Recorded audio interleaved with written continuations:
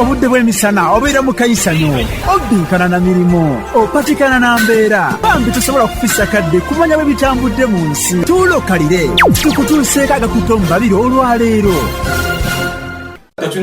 tetumanyi bulungi kubanga abalwadde bwe tusinga okufuna wano gera nolaba community abalwadde kibe tutera okufuna abalwadde abalina ebifuba bisenyiga byebiriko omulimu ng'ogyeko omusujja n'eddagala eri tetulirina tuli mu myezi essuka 8 ndowooza tulifu ate loba omugamba agenda aligule kiriniki gy'osobola kugamba nti olirirayo oba famasi baba balina kugenda eri kuki ate oluusi ne biba bibawa tetumanyi challenge eriwa tetumanyi lwaki oba libulira mukubo wawa nefe wano tukola ki twagaffe tetwebuuza libulirawa bwebanga eri ku district lituuka then fe wano bwebanga litunga lijja then walawala weligenda naye nga terituuka wano. Mu mawulire g'enfuna ku mmeeza wano abatamivu bawaddanga obudde bubakeeredde etteeka kali ku mwenge lino lijja abasawo baabano balaajana mu malwaliro temuli ddagala. Paalamenti yeetaaga alipoota ku ngeri bakiggala gye baakolamu ebigezo by'ekibiina ekyomusanvu so nga n'ababaka ba paalamenti baabano beetaaga ababalirizi b'ebitabo okuva mu nsi ez'ebweru banoonyereze ku vulugu nti abaawana baatandise okunoonyereza vulugu ali eyo tebajja kumusobola. Nnaku z'omwezi lumu omwezi gwa 2 omwaka 2023 nkwaniriza nate ekiro kya leero mu mawulire agakutte omubabiro nze munna Buddu Lukenge Sharif okukulembera mu bannange okuva mu kitongole eky'amawulire eky'omukutu ogwa 88 agatonyeze 8 tugenda kukutemera ensonga zonna ezibeefuze amawulire mu lunaku olulamba nakugamba gabeera mangi naye tujja bya nsonga byokka byetuleeta mugano agakutte omubabiro wewaawo omukulu agambye weebale kukazana na kuweereza nziramu okukwaniriza ku mujugumiza gwange ekiro kya leero gyona sembajjwe nga bulijjo mu byuma taseguka ensonga zonna okutuukako bulungi awonna w'osinzira okutuwuliriza ntandikiddewo era ndi mbuga n'omulongo Dennis Kato Luwanda gatuleetedde Kamalabyonna wa Buganda alina omukungu gwasinkanye wano mu Bwakabaka kaatubuulire yaani na biki bye boogeddeko olunaku olwaleero. Mulongo njagala tutandikira. Omubaka w'omukago gwa Bulaaya wano mu Uganda amannya ge nga ye Jan Sadek yakyaddeko embuga olunaku olwaleero n'asinkana Kamalabyonna wa Buganda munnamateeka Charles Peter Mayiga okubaako ensonga ez'enjawulo ze bakubaganyako ebirowoozo naye ng'ensonga ebadde esinga ate obukulu kwe kukyalako kw'embuga ag'ekikiri nti ye mubaka kati omujja yazze mu bigere bya Atilio Pacific. Jjukira omubaka oyo Atilio Pacific naye era emirimu gy'obwakabaka bwa Buganda mingi abadde agirondoola era ensonga lwaki ono yasazeewo naye ajje mu bwakabaka wano ag'ekikiri nti ekisooka mwasula ebitebe by'abakungu mu gavumenti abakungu mu mawanga agakolagana ne Uganda byonna biri wano mu Kampala mu Buganda ate mu Buganda ekyo kikulu nnyo. Kakati nno Kamalabyonna wa Buganda munnamateeka Charles Peter Mayiga asinzidde mu Bulange Mengo n'ategeeza nti obwakabaka bwa Buganda bugenda kunyweza enkolagana yaabwo n'omukago gwa Bulaaya okulaba nga abantu ba Ssaabasajja Kabaka bakulaakulana naddala mu byenfuna mu by'obulimi n'obulunzi obuwangwa n'ennono n'ensonga endala nnyingi era yeebazizza nnyo omubaka ono Jan okuba nti afunye akaseera n'ajja n'ayogeraku naye wano mu bwakabaka bwa Buganda bateme empenda ku ngeri y'okuzza obwakabaka bwa Buganda ku ntikko. Tunyumiza ku byafaayo by'obwakabaka era tunyumiza ku byafaayo bya Uganda n'engeri obwakabaka ate gye buli mu Uganda eyawamu. Twogedde ku butonde bw'ensi, twogedde ku nsonga z'obuwangwa n'ennono, twogedde ku mirimu egikolebwa egirwanyisa obwavu naddala twogedde nnyo ku mmwanyi ngeri ki obwakabaka gye busobola okukolagana n'ekitebe ky'omubaka wa Bulaaya okulaba nti ensonga ezo zitumbulwa byebimu ku bye tunyumizaamu era tujja kwongera okusisinkana tubeere nga tutaanya bulungi ensonga ezo.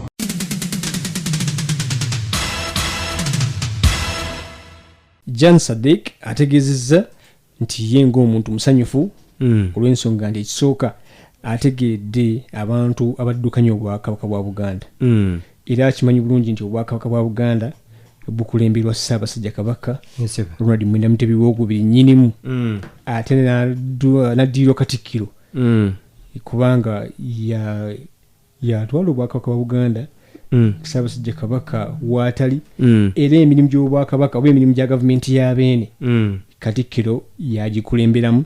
Ono ategeezezza nti musanyufu olw'ensonga nti obwakabaka Buganda bulina enteekateeka nnyingi ezikulaakulanya abantu baabwo omuli okulima naddala emmwanyi, okulunda n'ebibiina by'obwegassi. Era yeebazizza mu ngeri enjawulo Maama Nnaabagereka olw'akabeffe gw'atadde mu kulwanyisa ekitulugunya bakyala oba okulwanyisa obutabanguko mu maka n'okusomesa abaana abato ennono n'obuwangwa bwabwe ng'ayita mu kisaakaate. It was a pleasure for us to sit down with you, and I know that you have had lots of interaction with the European Union before. Now the kingdom seems to prosper, and I'm happy for that. I know you are taking a very important role in culture and cultural heritage. I also know that in the kingdom you acknowledge the problem of gender-based violence, and I know that the Queen herself is very active on this issue. That's something where we are also working from the European Union side. So you already mentioned coffee, but I think Uganda and Buganda kingdom can be very proud about. And I'm also happy to say that coffee is the major export product from Uganda, from Buganda kingdom to Europe, and that is certainly something that we from the European Union would want to promote and see increase even further.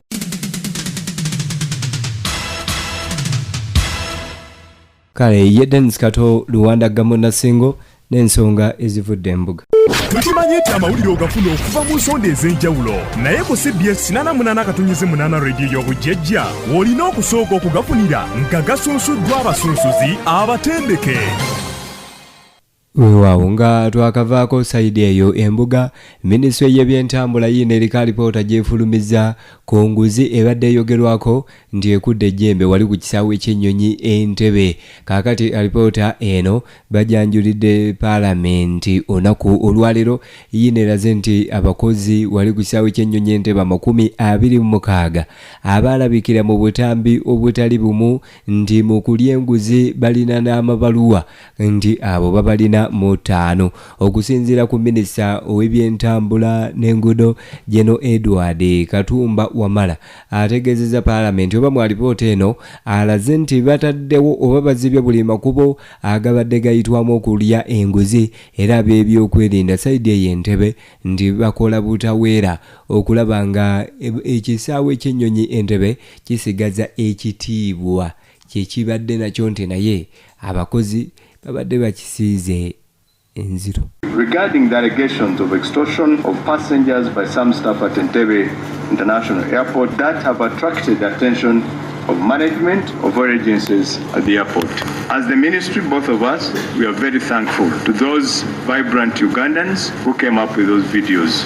As a result, a joint security meeting was held on the 19th of January 2023 to analyze the situation, and the following were discussed. 1. Harmonization of operations for the different stakeholders, especially at departures, because this is where the biggest device was highly promoted. This will provide an organized and synchronized facilitation process for travelers by reducing duplication of roles, multiple checks or desks before a passenger accesses the check-in counters.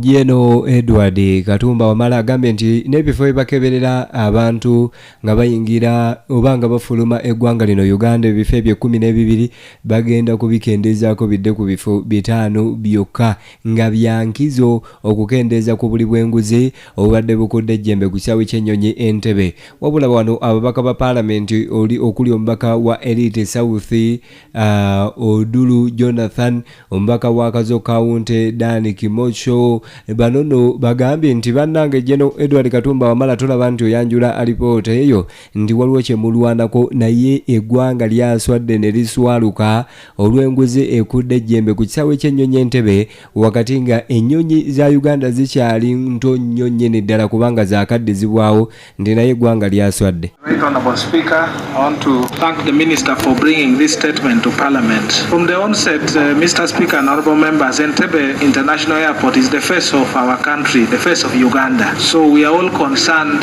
about the fracas that happened, and equally we are all embarrassed by what we saw on the social media.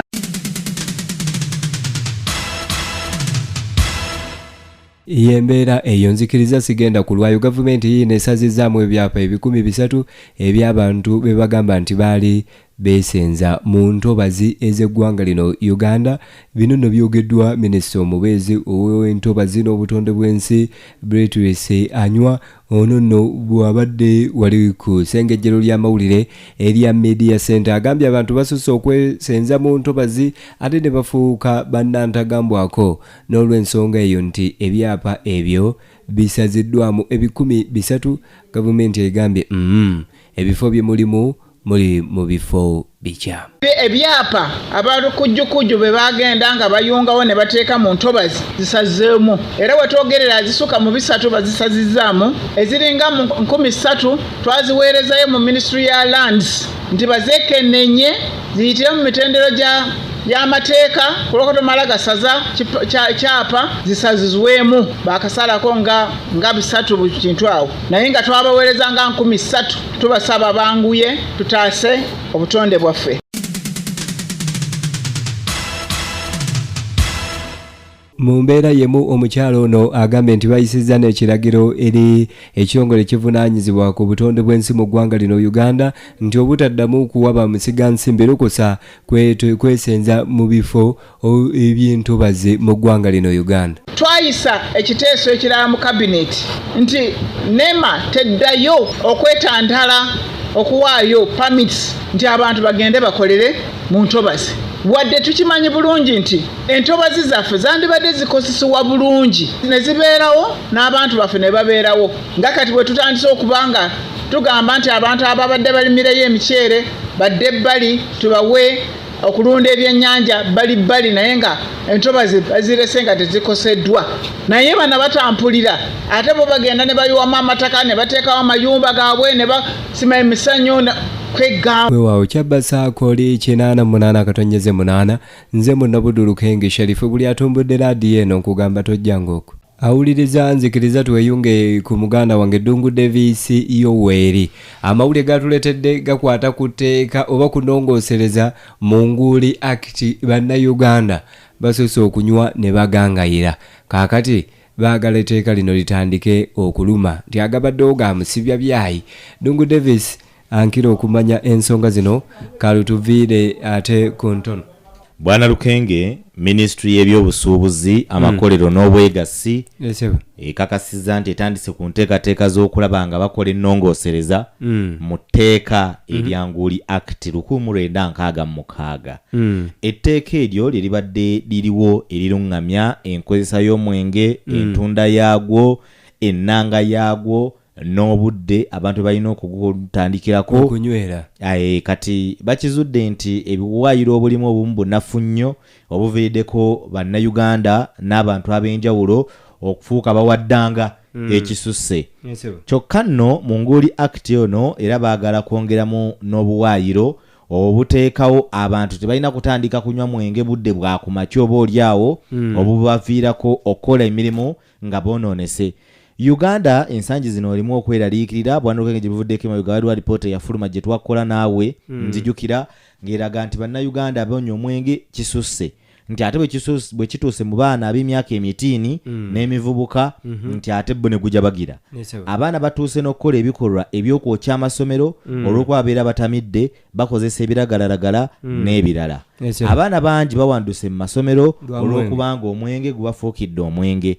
Abantu bangi bakozesezza ssente zaabwe mu ngeri enkyamu olw'okubanga besye amagengere. Bwana Lukenge, twalabako mu bitundu ebyalwa mu mwezi ogw'omunaana gye mu mwaka oguwedde abantu 14 baafa olw'okuba nti banywa omwenge ogutali ku mutindo baabuyita bulokojjiini. Naye ebyo byonna minisitule bye yagala okukwatako bikendeere. Bijidde mu kiseera nga gavumenti oba paalamenti yalagidde omukyala Betty Nambooze bakireke abeeko etteeka lyakola ku nsonga z'omwenge.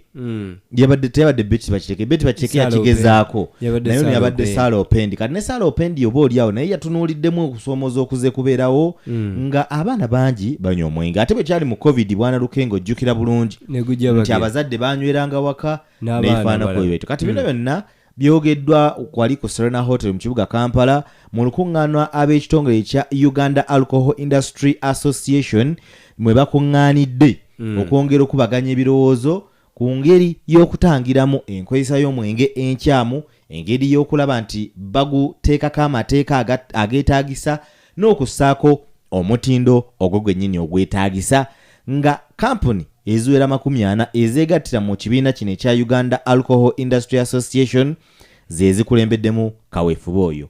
Ani ayogedde ebyenteekateeka za Nguuli Act ye minisita omubeezi avunaanyizibwa ku matendekero, avunaanyizibwa ku by'obusuubuzi, amakolero n'obwegassi, omukyala Harriet Ntabaazi. Ono ne mukyala embaka omukyala ow'omu bitundu by'ebundi bujjo yatubuulidde nti enteekateeka bagitandiseeko. Waliwo amateeka gakolebwa mu kusooka. Enguli Act yaliwo naye okugiteeka mu nkola nekubeera kugumu, naye ne tusanga nti waliwo obuwaayiro bwetulina okuterezaamu. Kati eyo process tugitandise okulaba nti twebuuzaako ku bantu tulabe kiki obuwaayiro obwo tebuteekebwa mu nkola ate nga baagala tubukyuseemu tutya okulaba nti abantu babutambuliramu bulungi. Amateeka gano gandibadde gatuyamba naye Tenguli Act twagiyisiza mu Parliament naye nga netwesanga nga tenatandika kukolebwa bakuba abantu bali tebanagitegeera bulungi. Kati obuntu obwo bwe bwavaayo later on obuwaayiro obwo bwe tuli mu kutereza okulaba nti Act eyo etambula bulungi. Kati obuzibu obulala bwe tusanze nti abantu abakola omwenge abasinga obungi weesanga nti waliwo abantu abakola obuwalaji nga tebuli ku mateeka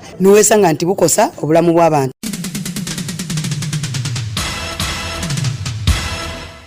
Mu nsisinkano eno eyaliko minisita w'ebyobusuubuzi, amakolero n'obwegassi omukyala Kyambadde Amelia. Oyo nno baali bamuyita Maama Maokota. Ana Amelia Kyambadde. Naye nno mu kiseera kino ye muwabuzi wa pulezidenti ku nsonga z'ebyobusuubuzi era ye ssenkulu wa kampuni eya Fresh Traders, Fresh Handling Trade Exporters. Kuba yadda mu kusuubuza bimuli bweru, genda kutwala byamaguzi bweru, yadda mu busuubuzi. Ye nno agambye nti waliwo abantu abanenya kampuni ezikola omwenge nga zino Uganda Breweries, Nairobi Breweries n'abalala. Naye nti waliwo obukampuni obukola omwenge tegulina ku mutindo buli eyo bali nga omwenge obukola gwa bulabe naye nga gavumenti tefuddeyo kubunoonyerezaako. Kale n'agamba nti enteekateeka eyo nabo bagiteekemu amaanyi. Kubadde abantu banenya nnyo kampuni zino ezikola omwenge. Kizuuliddwa nti percentage ennene y'abantu ate abatali mu mateeka ebitundu nga 67 ku mwenge oguli ku katale kambucha biki ebimu ebyo tebirina na mutindo. So kifo ky'okukirekera ab'omwenge newankwadde bakoze code of conduct n'abantu abalala nabo baveeyo. Bitongole bya gavumenti, local government n'abagaba akademiya musomero okukola okwongera okukola research mu biki bye bakozesa kuba tetubimanyi. Kagamba gavumenti ebitongole bingi URSB egende ng'ewandiisa kampuni ezimu ezivuddeyo okukola omwenge kuba abantu akola omwenge n'aguyingiza ne mu katale ne gubeerako okumala emyaka nga5 naye nga tebakeberanga kulaba ngeri ki batabula omwenge gwabwe. Private Sector Foundation bwe bakwataganye ne District Commercial Officer w'oku local government ababuulire bukampuni ky'obuliyo kubanga abasogola omwenge tebabula.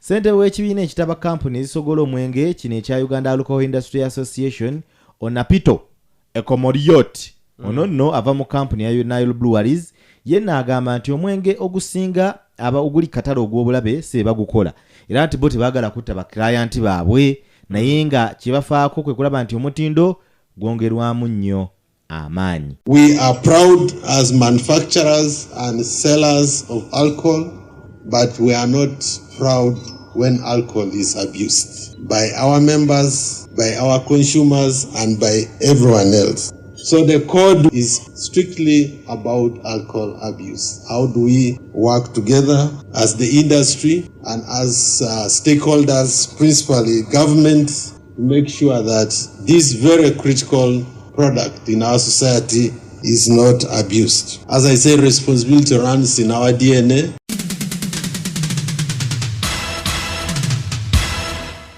Gavumenti egamba nti kampuni ezikola omwenge zino zijiwa obuwumbi 800 buli mwaka bibitundu nga 3 ku 10 ku mbalira y'eggwanga naye nti ate ebiwandiiko biraga nti ate gavumenti efiirwa obuwumbi 1,600 mu kampuni ezo ezikukusa omwenge n'okujjanja bannayuganda ababeera bakozeseza oby'omwenge. Ye bwana Dungu Davis Yoweri tukyali naye nzikiriza tutwaleko mu nsonga y'ebyenjigiriza nti amasomero n'abayizi tebalaba ku bigezo byabwe by'ekibiina ekyomusanvu byalagawa byabula babikwata bubi ab'ekitongole kya UNEB amasomero gabanjibwa. Bwana Dungu ate bino biri bitya byo? UNEB egamba nti okusomooza okuliwo abantu lwaki amasomero agasinga tegannafuna byava mu bigezo byabwe abasinga baba banja. Ani ababanja? UNEB ebanja. Ate abalala bakoppa bakyabanoonyerezaako. Abandi amasomero ge gabanja. Kaakati omuzadde watunalaba bigezo bya mwanawo manya bakoppa sooka weekwemu ttooki gwe bwe ebiseera byakugamba byonna babisasula. Bw'oba wabisasula buuza omwanawo sente yazituusa oba gwe wazituusaayo lisiiti ozirina. Awulumba essomero ow'essomero head teacher weebuuze ku bantu abavunanyizibwa ku byenjigiriza bye babasaba mwabiteekayo. Bwe kiba nga kiri bwe kityo awo olyoka obuuze lwaki ebibuuzo by'essomero lyo tebinnafuluma. Weenyigira mu kukoppa bw'oba tolina bukakafu ku ekyo awo tandika okuwanika amatanga. Embeera eno yabaddeko mu disitulikiti y'e Kyotera Eruwere eyo naye wali amasomero agabiri agawandiikiddwa nga wali okusomozebwa okwo gagamba tubanja tebannafuna kubigeza abazadde bali mu kweraliikirira.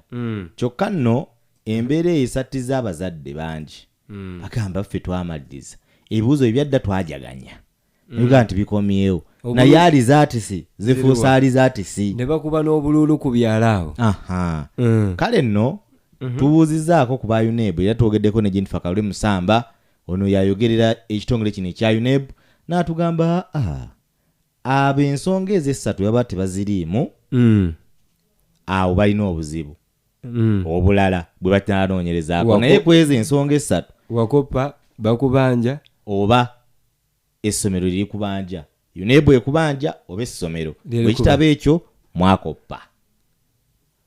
Kati abazadde abadde beeraliikirira katuwire Jennifer ababuulire bw'oba toli mu baana abasatu sigala nga weeraliikirira ate nnyo kuba ensonga yo yanjawulo. Abantu abasinga ebigezo badde bagambye ofuna hard copies. Hard copies ogenda ne bakuwa olupapula nga bwe lufulumye nti omwana zino zaali zaatisize bwe zazze. Bw'ozinoonya ku mutimbagano nga teziriiyo awo gwe otandikira okunoonyereza. Oli mu bino ebisatu naye bwe zibaayo tobonaabona weepulintingire. Ne balaba nga bakiriyalinga those balances. And as soon as you clear, you get your results. We had some traffic, of course, like Friday, Saturday. Nina bonna babakiriyalinga kati bonna bakiriyalinze bonna babakoze ekyo baba revision the results for that. Hence is where the head teachers themselves request that we need withhold results of candidates who owe them money school fees balances. Era abo nabo bakiriyalinga head teacher nyini yawandiika you have an email address where they send ereg@uneb.ug nebaweza nagamba please release the results of candidate XYZ.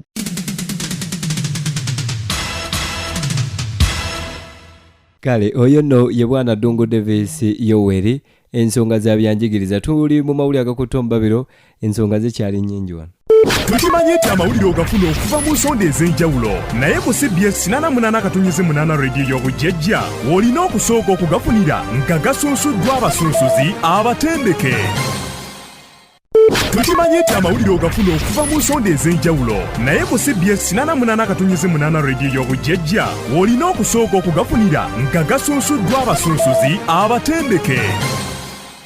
Awuliriza nzikiriza tugendeko mu bisenge by'olukiiko lw'eggwanga olukulu lwaleero amyuka omukubiriza w'olukiiko lw'eggwanga olukulu Thomas Tayebwa wuuno alagidde minisitule ey'ebyenjigiriza etwala alipoota mu lukiiko lw'eggwanga olukulu ennyonnyola ku ngeri abaana abaliko obulemu gye baakolamu ebigezo by'ekibiina ekyomusanvu ebyafulumiziddwa sabbiiti eri ewedde. Kaakati Thomas Tayebwa bw'abadde aggulawo olutuula lwa paalamenti olunaku olwaleero agambye nti ebigezo by'ekibiina ekyomusanvu bw'otunuulira alizaati w'abaana abaliko obulemu nti engeri gye bakozeemu yennyamiza era si nnyangu n'akamu n'akeddagala.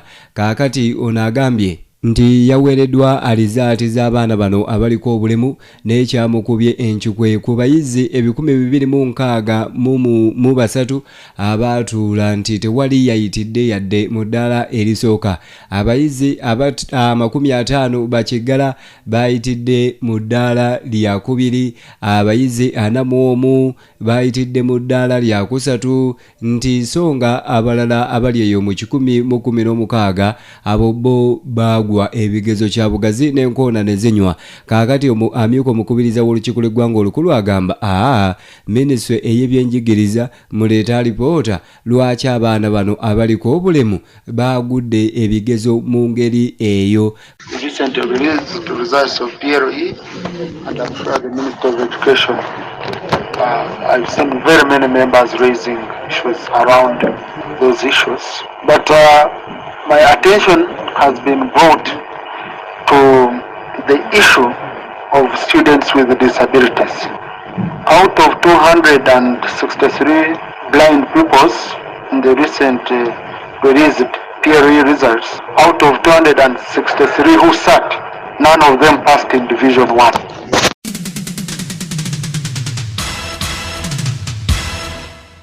Omukulu ono Thomas Tayibwa ku nsonga y'ebigezo ebyo agambye nti gavumenti nayo teyateekamu maanyi ne paalamenti yennyini ebadde tefaayo ku baana bano abaliko obulemu naddala bakiggala. Ono agambye oba anokoddeyo ekyokulabirako nti mu biseera by'olundaba olwa COVID-19 abaana abatali bakiggala baasomesebwanga okuli ku TV awamu ne ku radio ezitali zimu, nti naye abaana bano bakiggala tewawulirayo wadde anyega ku mbeera yaabwe gye bayinza okuyitamu ebigezo. The point of concern for all of us, and we really need, because this violates Article 35 of our Constitution, and we have not given due attention since when I came into this house. We have not given this issue due attention. Of all things, from matters of national importance, but children with special needs, it's an issue we have not given enough attention at the house. I would therefore request the Minister for Education to give us a statement regarding this topic,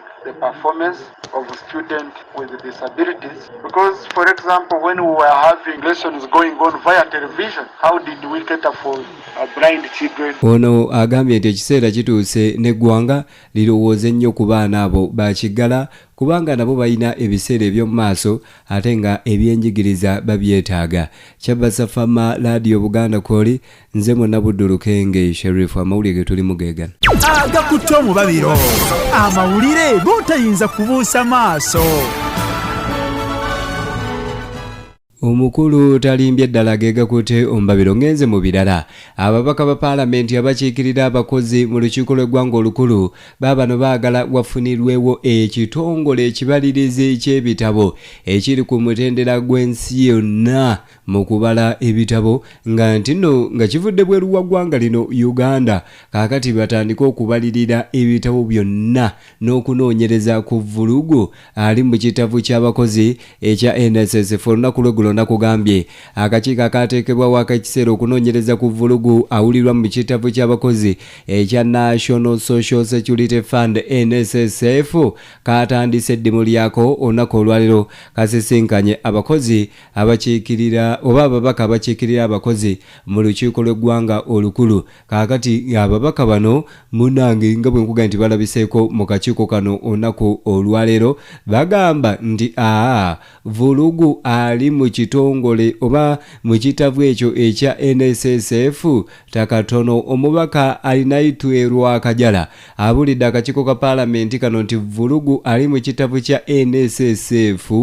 Ebitongole by'ensi yonna bye birina okujja binoonyereze ku vulugu oyo, nti naye ebitongole ebyateereddwawo okunoonyereza ku vulugu oyo mu ggwanga lino Uganda tebirina migongo, nabyo bisobola okugulirirwa ne bikweka vulugu ono. This government has not picked interest. Honorable, just some clarification. Are you requesting that you get an external auditor from maybe another country for fear of compromising the current process? Chair, it was spot on. We need an international organization that can audit, has a serious reputation, that cannot be compromised. The lawyers for ALCOD are enjoying money from NSSF. The lawyers of NSSF are enjoying money until I involved myself and warnings from lawyers and what, but we won the case, thank God. But it was on a payroll for so many firms. Chair, what I was saying, and colleagues, this government has never minded about servers.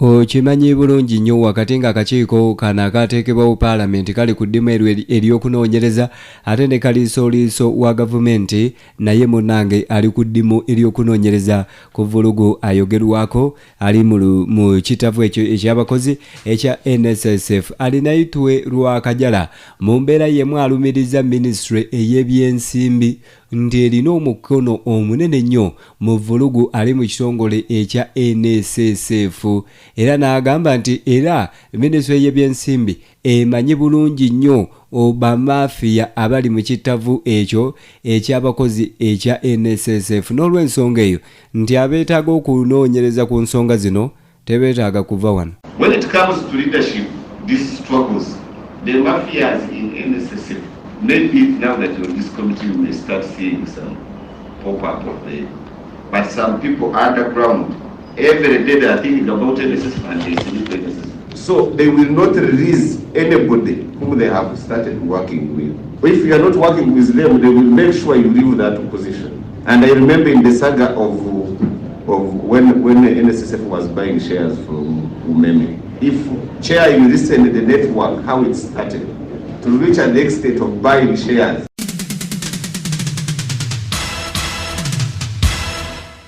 Alinayitwe Lwakajala talumye mu bigambo bye agambye nti NSSF obwensimbi NSSF zezesiga mu kuzimba ebizimbe ndi kufiiriza kwennyini oba kufiirwa kwennyini eri abakozi ndi kubanga ekyokulabirako kyawadde ge mayumba agazimbibwa NSSF wali mu bitundu ebyerubowa agambye nti ga bbeeyi nnene nnyo gatandikira ku buwumbi 2 bw'atyo n'agamba bannayuganda batono nnyo nnyini ddala abasobola okugula amayumba ago ku buwumbi 2 nti era ebintu bino abangi babiriddemu nnyo mu kitongole ekyo ekya NSSF kubanga bakimanyi bulungi nnyo nti bannayuganda okugula ennyumba ey'obuwumbi 2 nti If the plot is 15 decimals and you have a house of 1 billion or 3 billion, is that worth workers' money to be invested in such a project? So for me, this is not a simple investigation.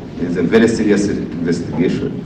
I'm happy Parliament is involved. Big part of your role, Chair, and your team is to give a political guidance. If you are hiring forensic audit to audit for money, who is going to do it?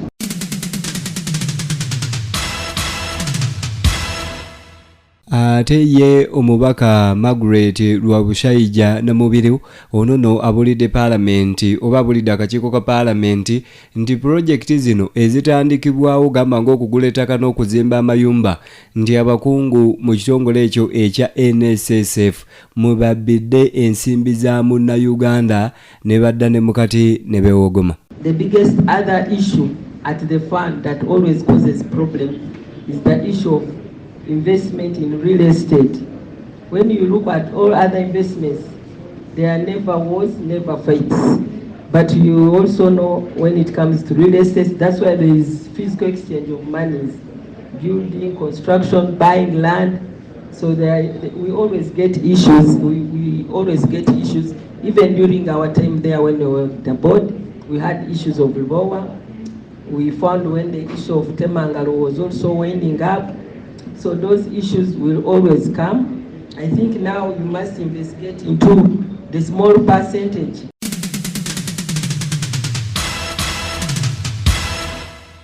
Akakiiko ako akakulemberwa omubaka wa Mbalala Mwine Mpaka ke kali ku ddimu ery'okunoonyereza ku vulugu ali mu kitavu ky'abakozi ekya NSSF. Alipoota omukulu ye yasuubiza ensi eno nti sabbiiti emu yokka ebamala okunoonyereza bakole alipoota bajanjulire paalamenti ku ebyo bye banaabeera bazudde. Z'ensonga ezibadde wali mu lukiiko olw'eggwanga olukulu. Kaakati nga tuvuddeyo mu lukiiko lw'eggwanga olukulu, nze sigenda kukuweeza omusawo omukugu eyabuuzibwako ku ndwadde enkambwe wali mu bendobende ly'e Masaka ne kyotera kaliisizo. Uno waliwo ekyuma ekimukubidde nti mubaala abadde agenze kwewaamu n'afiirayo. Kankuwesozi Ssekimpirwazi ensonga z'erudde eyo ankira okuzimanya. Ssaawa nga 5 ez'ekiro Dr. Bandole Pole yafunye ekintu ekyamukubye mu mutwe bwe yabadde ku kiraabu emanyiddwa nga podium mu kibuga Kaliisizo bwe yadde ng'agenze okunywamu wamu ne banne era ne bamuddusa mu ddwaliro ewa Dr. Grace gy'afiiridde. Okusinziira ku batuuze abadde mu kifo kino, kigambibwa nti Dr. ono bwe yabadde akutte kapayipu waliwo akantu akwamatuso waggulu ne kamukuba mu kiwalaata era bw'atyo n'agwa wansi. Olwabadduukize ne bamuggyawo ne bamuddusa mu ddwaliro. Kyokka we ziwedde essaawa nga 2 ez'okumakya Dr. ono abadde amaze okufa. Dr. Bandole Pole nga nzaala Yerakai yaleetebwa mu kifo kino eky'ekaliisizo okwongera okwekebejja endwadde enkambwe ennyo kuba abadde mukugu nnyo naddala ezo ezitugoma bannakyota bannarakai ne bendobendo lyonna ery'e Masaka okutwalira wamu, ng'era kigambibwa ti emirimu gino abadde agikola n'obwesimbu. Okusinziira omu ku mikwano gy'omugenzi ng'era yanguye okutuuka, agambye nti kino kibakubye encuko y'amaanyi Dokita okufa mu ngeri efaanana bw'eti. Nze bankubidde essimu ne baŋŋamba mukwano gwo akantu kamugwiridde, so nenzija ne tumuggyawo. Ekirungi wabadde wawo omuntu munda alina piki ne tuteekako ne tumutwala ewa Dr. Grace gye yafiiridde. Mu kiseera kino poliisi y'e Kaliisizo eyiriddwa mu kifo kino ekya Club Podium ng'etandise okunoonyereza, ng'era waliwo n'abakozi abakola mu kifo kino 3. Poliisi beegombyemu obwala ng'emaze obbateeka emabega w'emitayimbwa ku poliisi ey'e Kaliisizo. Ku lwa CBS FM radio y'obujjajja, nze Ssekimpirwazi kyotera.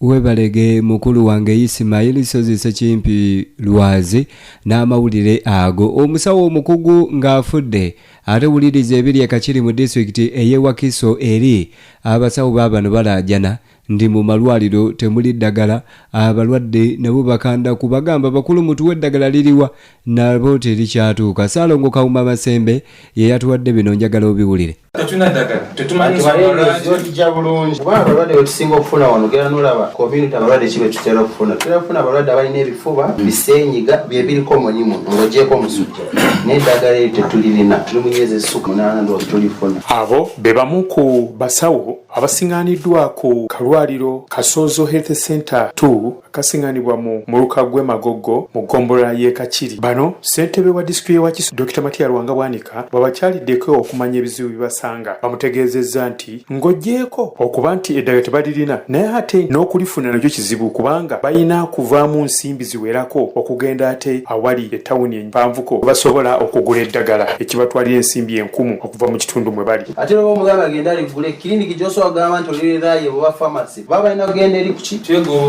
ate oluusi ne beba bibawa ne batutuma ensimbi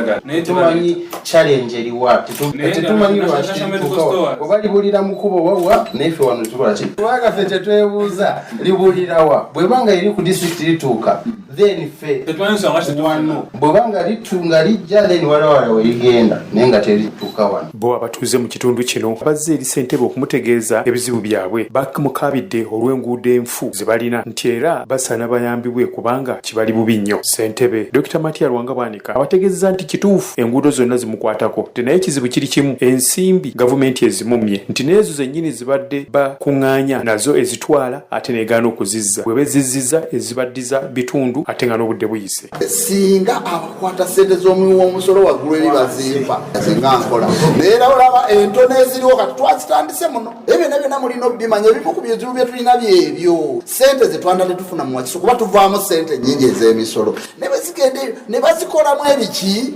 ebirala kakati mwene mubeere eno nga mwerumaaluma be mwerumaaluma sirala ekizibu ate ffe kitukwatako ng'abatuuze kulima amini kuzimba mu ntobazi kubanga ekibomola emigga amazzi kulwa gye gakola kigayika nolwekyo naddala mu abeero siwani bwe mulaba abatuuze baffe nga bagezaako okuyingirira entobazi mugezeeko okukola ki okubagamba wabula era abagumiza nti alabyeko nga ku disitulikiti batikula eddagala era asuubira lijja kubatuukako ku lwakya Basaaka Masembe wano e Kakiri. Ye Kauma Masembe ebyewakiso nga tubitadde ku mabbali wuliriza bino omubuulizi w'enjiri onono nga ipasa Joseph Collins Tukayihirwa ow'emyaka 28 munnange eyawemuka gye buvuddeko bwe yakakana ku mukyala omulambuzi munnansi wa Lativia w'emyaka 36 n'amukaka omukwano kakati bamuzzizzaayo mu nkomyo bamugambye mukulu ogenda kukomawo ng'ennaku z'omwezi 18 omwezi ogwokubiri omwaka guno gwennyini gwe tulimu omwezi guno gwennyini gwe tulimu pasito ono oba omusumba ono Joseph endiga ze zaamutuuma na Daddy Collins asumba kanisa eyitibwa Epikazo Ministries International esangibwa wali ebugoloobi mu kibuga ky'eggwanga ekikulu Kampala omulamuzi wa kkooti wali Nakawa yamuzzizzaayo amugambye mukulu tewakoma ku kusumba busumbi ndiga wakaka n'abantu omukwano oludda oluwabi lulumiriza nti ennaku z'omwezi zaali 12 omwezi ogwa Desemba omwaka gwe tukubye amabega 2022 omusumba ono ng'oluusi yayita munnamateeka munnange ng'asinziira mu maka ge wali agasangibwa emunyonyo yakakana ku nnakyala oyo omuzungu yategerekekako oba amanyiddwako erinnya limu erya anda n'amukaka omukwano bw'atyo omukyala oyo okusinziira ku bujulizi bulaga nti omukulu oyo Daddy Collins oba omusumba oyo yali ayita ku mukutu gwe ogwa TikTok kakati bw'ayita ku mukutu ogwo ogwa TikTok ng'abantu bamugoberera engeri gy'aliisa ekigambo kya Katonda munnange ng'alina omuwala gw'ayita buli kadde boogeremu inviting nga bw'ogamba nti nsindikira request njiddemu tunyumye ku mukutu ogwo gwa TikTok abagumanyi okugukozesa obulungi kakati omukyalo ono nga buli kadde munnansi wa Lativia amuleeta ku live ze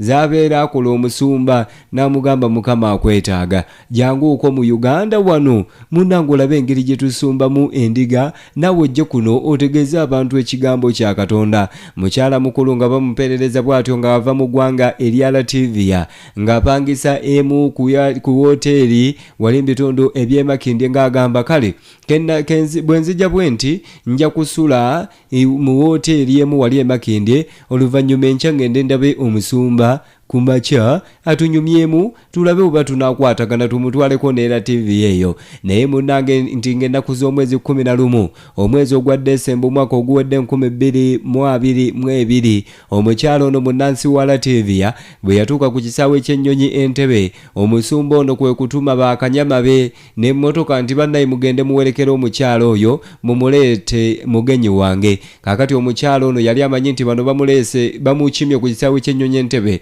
okumutwala ku hoteli gye yali apangisizza mu bitundu eby'emakinde naye tebaamuyisaayo wadde obudde nga bwali buwungedde ne bamuvuga kipayopayo bwe batyo ne bamutwala ate mu maka g'omusumba ono agasangibwa wali mu bitundu eby'emunyonyo nti munnange bwe yatuukayo omusumba ate ng'asiiwuka empisa ng'akakana ku mukyalo oyo ng'amukaka omukwano teyakoma kumukaka bukasi mukwano n'amukuba n'okumukuba okusinziira ku bujulizi era oluvannyuma lw'okumukuba n'ensimbi zonna ze yali azze nazo mu ggwanga lino Uganda ne bakuliita nazo omukyalo ono agamba nti bwe bamala oba omukulu oyo bw'amala okumukaka omukwano n'alagira bakanyama bamuvuge nga bamutwala ku hoteli gye yapangisizza wali mu bitundu eby'emakinde ne bamugamba nti kaakati tukutwala eri gye wapangisizza osule eyo baliraanwa be baatemya ku poliisi nti bannange waliwo enswagiro gye tuwulidde omukyalo oyo naye naddukira ku poliisi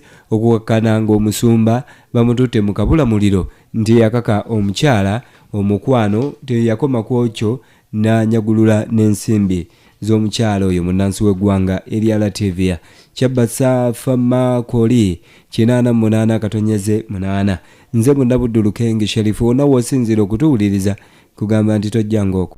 Tukimanyi nti amawulire ogafuna okuva mu nsonda ez'enjawulo naye ku CBS 88.8 rediyo y'obujjajja olina okusooka okugafunira nga gasunsuddwa abasunsuzi abatendeke.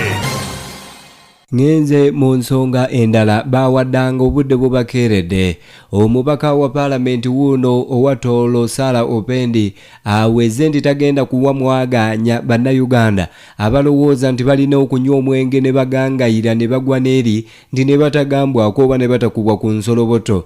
Agambye bino tagenda kubikkiriza kikafuwe. Abantu bangi bakeera omwenge ne basiiba mu mwenge ne basula mu mwenge naye ng'ebyokukola tebabirina bonna ne bakenena. Sarah Opendi agambye bino tagenda kubikkiriza n'akamu n'akeddagala. Omwenge gwonoonye bannayuganda abawerako naddala omulembe guno abandi ne bafuuka n'ebitagasa mu bitundu gye bawangaalira. Opendi okwogera bino abadde mu nsisinkano y'ababaka ba paalamenti muli bakitunzi saako n'abo abakola omwenge wano mu Uganda ng'ababuuza biki bye mwagala tulongooseemu mu kutereeza ennywa y'omwenge mu ggwanga lino Uganda, kubanga embeera erabika esusse ogw'obulamuzi abantu banywa buli lwe baagala. Omanyi waliwo enteekateeka oba ennongoosereza eyagala okukolebwa mu tteeka erifuga ku nkozesa y'omwenge erya Alcoholic Drinks Control Bill.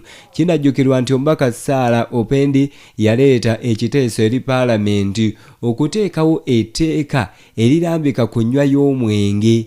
Era nga paalamenti yaweebwa obuvunaanyizibwa okukwatagana n'omubaka ono balabe nga omwenge mu ggwanga n'enkozesa yaagwo ekyusibwa. Okunoonyereza kulaga nti ebitundu 65 ebya kampani ezikola omwenge mu ggwanga lino Uganda tezirina layisinsi kampani ezo. Ndiyo ensonga lwaki n'abamu bakola ebyengenge n'ebiyita bannayuganda. Ojjukira bulungi nnyo omwaka oguwedde 2022 bannayuganda 14 bakkiririzira ku mwawali mu bitundu eby'Arua olwa walagi eyalimu obutwa gwe banywa mu bitundu eyo, abamu n'abaziba amaaso, abanywa omutonotono, abanywa omwenge omungi, abo nno ne gubakkiriza ekalanda. Mu Sarah Opendi agaye bakooye okuliisa ebijanjalo empiso nga bannayuganda bafa olw'omwenge. It's my request that you support this bill because what we need is to see alcohol produced in this country by licensed producers. And when you're a licensed producer, issues of safety are taken into consideration. We have alcohol out there on the market that is produced by unlicensed people, and you have all seen the hazardous effect that it has had on the health of some Ugandans. Some people have gone blind, some people have lost lives as a result of consumption of alcohol that is produced, and we don't know what is added in there. Nobody certifies it, but people are out there consuming it. Kakati eryo Sarah Opendi lyayogerako bago naye singa lifuulibwa etteeka onaawulira bakitunzi n'abakola omwenge abeegattira mu kibiina kyabwe ate eki Uganda Alcohol Industries Association. Ono nno ssentebe waabwe asinzidde mu nsisinkano eyo njogera ku Onaputo Ekolomote. Ono nno agambye nti temulaba singa lifuuka etteeka mu ggwanga lino Uganda mugenda kulaba ebyenfuna bwe bidobonkana, kubanga omwenge guyingiza kuno ensimbi mpitirivu obungi bannayuganda be balina okwekomako ku ngeri y'okugunywa n'obudde mwe bagunywera n'enkozesa yaagwo. Naye nti singa edino linaafuulibwa etteeka bannayuganda beekaabire. Alcohol, which is a food, should be excluded from the freedom of choice by ours. And other goods you can choose to get them in Kampala at an hour of the day or at an hour of the night. But because it's alcohol, we don't care how smart you are in your head, how educated you are, you don't have the choice, you don't have the freedom. Freedom to trade, freedom of enterprise is again, Uganda is one of the most enterprising countries. And government has clearly recognized the strength of the informal trading. kale enteekateeka yonna yakulaba nga wabeerawo etteeka erirungamya ku nkozesa y'omwenge ndi kubanga bakizuula ennaku zino n'abaana abato baweebwa omwenge ogwo naddala obuwalagi ne bwekamirira nga bato ebiseera byabwe eby'omu maaso ne bifa. Kasassa Medi Erwemodde angambe tutumbudde Kyabasa Omusulumbi Kayiza muyimbi wa kadongo kamu Lwemodde kiri luddawa kyembuulire wano kale Kyabasa akole 88 akatonyeze 8. Tukimanyi nti amawulire ogafuna okuva mu nsonda ez'enjawulo naye ku CBS 88 akatonyeze 8 rediyo y'obujjajja olina okusooka okugafunira nga gasunsuddwa abasunsuzi abatendeke. Weewaawo emivuyo mingi gibadde gyeyolekera mu kugaba emirimu ku zi disitulikiti eyo nti munanga abagaba emirimu bwe babadde basanga omwana omuwala nga z'okusaba omulimu gwe basooka kwogeza ebigambo bingi kino bw'otakikola omulimu tojja kufuna. Era waliyo okwemulugunya kalisoliso wa gavumenti wamuwulidde ng'aga nti abaana abawala bakakibwa omukwano eyo nga tebannakuwa mulimu by'omukwano osooka kukkiriza. Kaakati obukiiko obwo buyimiriziddwa. Ntudde ne muganda wange Lubega Mudashil weri enakatoogo kyotereri amawulire gatuletedde katubuulire lwaki obukiiko buno buyimiriziddwa na baani abagenda okuddamu okutuula ku bukiiko obwo bwe buba buyimiriziddwa. Mudashil ewaji Sadi Kiwalyanga enakatoogo yafa alina emyaka 16 naye abantu abawangaala ennaku zino ng'abo bakyaliwo. Naawe ojja juweza sebo neyanziza omukisa gompadde Sharif Lukenge akawungeezi kano nga bw'onnyonnyodde mu kutandika. Omanyi Ministry of Public Service oba Ministry evunanyizibwa kugaba emirimu gya gavumenti mu bitongole eby'enjawulo kakati okuyimiriza obukiiko buno ku districts ez'enjawulo kubanga districts mu Uganda zisukka 10 kakati districts ezisukka mu 64 n'okusoba azzo baziragiriddewo nti munnange mu bukiiko bwamwe bugira buyimirira kubanga obukiiko buno ekyabuyimirizisiza ekisooka mu bumu ku bukwakkulizo obwateereddwawo Sharif nga Ministry of Public Service eyimiriza obukiiko buno tebuwera abantu abaliko kubanga obukiiko buno bulina okubeerako abantu 5 abavunaanyizibwa ku kwekenneenya nti Sharif aleese ebiwandiiko bye empapula oba Kiwalyanga aleese ebiwandiiko bye kakati omulimu guno gwasabye mbutuufu yasaana okuguweebwa oba nedda. Kakati obukiiko buno abeera buyinako obuyinza ku districts asingayo amaanyi abeera ssentebe wa district eyo nti abeera n'omukono munene ku bukiiko obwo. Kakati abamu ku bassentebe kigambibwa nti babadde bakozesa influence mu Luganda kugamba bakozesa amaanyi ago agabaweebwa ku bukiiko obwo okukola emivuyo emiyitirivu ennyo mu bukiiko obwo okuggyako abantu ensimbi okukaka abaana abawala omukwano okubawa emirimu ate abamu oluusi nga babakaka n'omukwano ne batabawa na mirimu.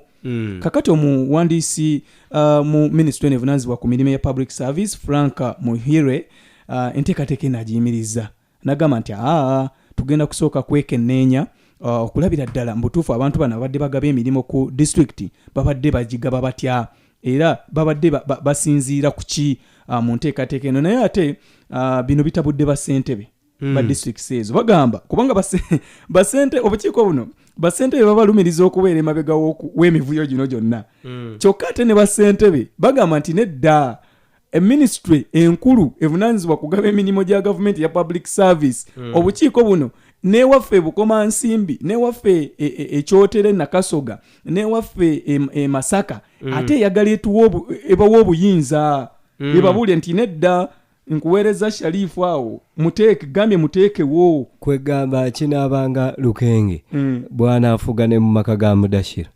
Kakati directive oba ebiragiro bano baagala babijje Kampala babikkirize ewaffe ekyotera.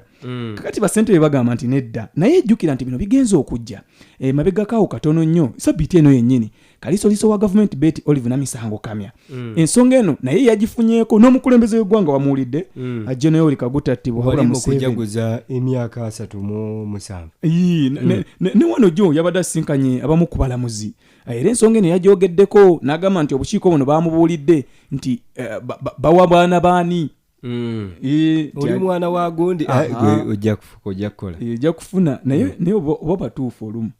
Omanyi President Museveni mabegakawo yali ayogera yagamba nti bagenda kutandika okwekennenyanga emirimu bagiwa baana babalwanyi oba ne baana bagaba obukiiko buno emirimu bagiwa baana babalwanyi naye esobola okusunsula district service commission kubakati ekiriwo chairman ya nominatinga abantu district service commission kyava nominatinga ba campaign managers be oba abaana baabwe abatalina busobozi nabo batuuka mu ntebe kyebava bakola emirimu gy'abakaba baabwe abaabawa emirimu ne bawa abantu abatasaanidde mirimu.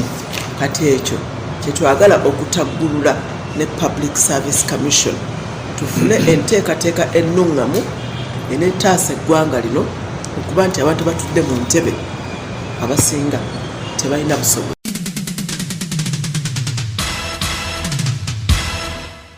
basentebe tubatuukiridde netwogera nabo sentebe we Lwengo Ibrahim Chitatta agambye nti bo basanyufu okuyimiriza obukiiko buno kubanga badde buleese emivuyo mingi mu kitundu kyabwe. Ekigenda okuddibwako tujja goberera obusobozi geno yagambye tulina okujjuza enkiiko zino nga tuwayo abantu 5 kitegeeza nti bannalwengo we bali essaawa zino tubayozaayoza nti olukiiko olulyake olwa service commission lwayimiridde bajja tuwaamu obudde fune abantu abatuufu kiyinza tutwalira ebbanga ttono wakati w'emyezi 6 n'omwaka gumu okusobola okujjuza olukiiko olupya olunaddiya luno mu bigere.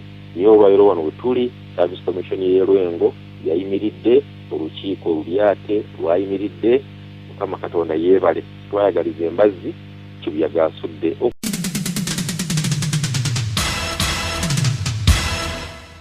Kakati ye ssentebe wa district y'e Bukamansimbi Anyenje Kayiira atubulidde nti tebandibadde na buzibu naye obuzibu bwe buva nti ate abakulu ku ministry ene y'e Kampala ya public service olusi baagala okuyingirira emirimu gyabwe kyekivuddeko emivuyo ku bukiiko buno obutakoma nga tufunye bammemba 2 betugenda okuteekayo omuchairman wa service commission council yali emulinako ekibuuzo nga teyekakasa oba ava mu district naye nga kituufu yali mwava so tulinze council emuyise kati omulala gwe twali tulonze akiikirira abaliko obulemu omuntu oyo yatufaako juuzi omwami Nsereko Joseph kitukosaamu naye lwakuba nti kati olwokuba nti akakiiko kaba kaliko abantu 3 abasatu basobola okusigala nga bakola naye nga si kyekirungi ekyandibadde kisinga obulungi kwe kubanga akakiiko konna kajjudde munaddala nga tulina ssentebe w'akakiiko.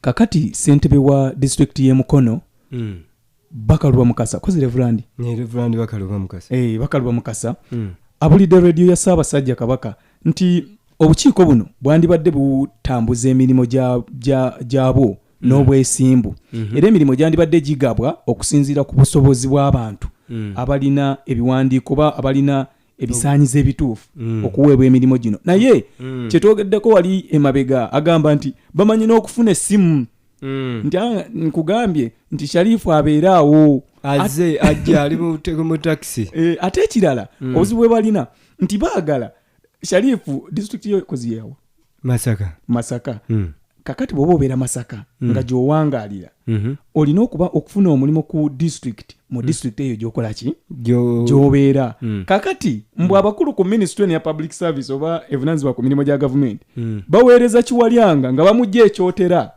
ate ajje afuge Kampala afune omulimu e Masaka oba e Kampala oba e Kannungu oba luddawa kati Bakalwa Mukasa agamba nti bano be basinza okuvaako obuzibu era President Museveni yabayambye nnyo n'omukulu omuwandiisi Franka okwemiriza obukiiko buno. Ate bakama baffe aba service commission y'e Kampala ate bo baagala batulagire nti tulondere ono era olwasembayo nayombagana nabo nga baŋŋamba nzizeeko chairman wa service commission oyali omukadde ffe gwe tugamba nti teyalondebwa nti obutali bwenkanya obulala buviira ddala mu service commission y'e Kampala nga nabo balina ebigendererwa ebyabwe kubanga gwe nga ssentebe wa district ne council yo ne executive mwe mulaba abantu abatuufu abayise mu mitendera be mulina okusemba abanaakola obulungi omulimu kubanga nze emirimu bwe gitundibwa abantu bangere batafuna mirimu tulinda kaakati amannya 5 twagaweereza bayisaako agamu gano ekyo president alina okumanya nti ate abantu be balondera ddala mu service commission y'e Kampala nabo batulemesezza nnyo. ebiwooma bigwa byokya wamu neggulire eryo tetugenda kusukako wano ekiro kya leero tuwuliziganye olunaku olw'enkya omukama nga yagadde. bw'oba osubiddwa puroguramu eno eyagakutombabiro genda ku mukutu gwa CBS ogwa YouTube CBS FM UG ojja kugisanga izo zonna ensonga ojja kuzigoberera bulungi. Nze munna Buddu Lukenge Sharif akuume. Subscribe to our YouTube channel now and make sure you never miss another upload. Katunyumira programs zaffe zonna z'osubiddwa ku YouTube channel yaffe eya CBS FM UG. Ring the bell and never miss another video. Twagatteko ku channel yaffe eya CBS FM UG ng'onyiga kadawo oba YouTube bell button osobola okufuna okumanyisibwa ku buli program gye tukuweereza. Leave a like now. Teweerabira YouTube channel yaffe CBS FM UG. Subscribe and leave a like.